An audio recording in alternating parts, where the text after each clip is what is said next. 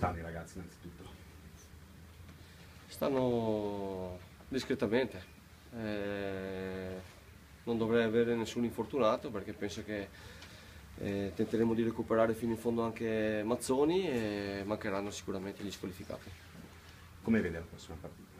Difficile, molto, perché Latina ha creato un fortino, un'arena, è uno stadio molto difficile dove c'è grande partecipazione da parte di tutti, intendo sia come squadra chiaramente, ma anche come tifo, come pubblico.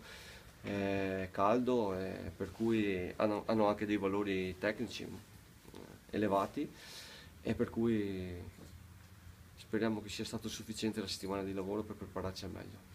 Uno dei problemi del Padova fin dall'inizio stagione è la mancanza di reti. Davanti sembra che non riescano a buttarla dentro. Cosa fare per risolvere questa cosa? Lavoro. Io conosco solo questa ricetta. Lavoro durante la settimana, abbiamo provato delle soluzioni, abbiamo fatto dei tiri, normale, per cui io non voglio neanche gravarli o ricordargli che siamo il peggior attacco, perché tanto è un dato di fatto, non è che è la realtà delle cose, per cui e deve essere uno sprone, penso, uno sprone per cercare di fare, non dico al meglio, ma con quel pizzico di cattiveria in più che forse ci può far fare il salto di qualità e ci può fare la differenza. Vede un gruppo più unito? Io vedo un gruppo unito, prima non lo so e non mi interessa.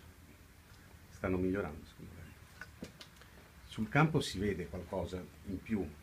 Allora, se lo dite voi che avete visto le due realtà o le tre realtà, lo prendo come, non so, un complimento, un dato di fatto. Io sono soddisfatto di come stanno lavorando, dell'intensità che ci mettono tutti i giorni nell'allenamento, e vedo anche che la ritroviamo poi nella partita, per cui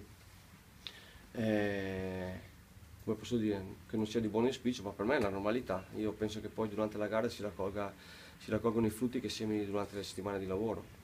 Sotto questo punto di vista devo dire che trovo riscontro tra le due cose. Ora cercheremo di vincere qualche partita. Perfetto. Grazie.